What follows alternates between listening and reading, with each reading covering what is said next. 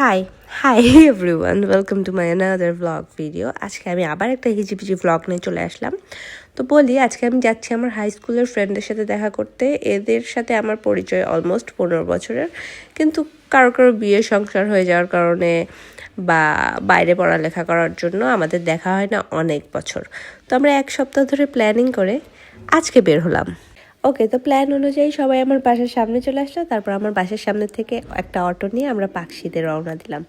আমি লাস্ট যখন পাকশিতে গেছিলাম অটোতে, তখন মেবি 120 টাকা ভাড়া ছিল।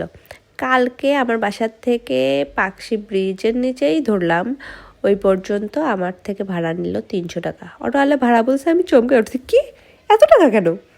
এনিওয়ে, গন্তব্যে পৌঁছাতে পৌঁছাতে দেখলাম যে ছবি তোলার অবস্থা নাই, এখন এত অন্ধকার হয়ে গেছে। তাই কিছু ব্লগের জন্য ক্লিপস নিয়ে ওখান থেকে চলে আসলাম। ওখান থেকে আমরা গেলাম গ্রিন সিটিতে। আমি আর সুরাইয়া সবসময় যেখানে বসি হেলদি ফুডে, ওইখানে একদম মনোরম পরিবেশ। আজকে কপাল এতই খারাপ যে ওখানেও আজকে মনোরম পরিবেশ নেই। আজকে ফ্রাইডে ছিল, এত বেশি ভিড়।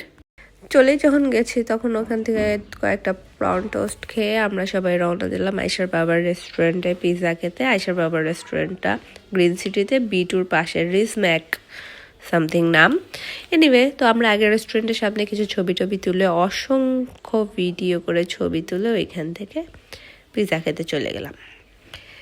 দেন আমরা পিৎজা খাওয়ার পর একটু বাবুর জন্য B2 থেকে শপিং করলাম, সবাই সবার বাবুর জন্য করে বাসার উদ্দেশ্যে রওনা দিলাম, কারণ এখন রাত হয়ে গেছে।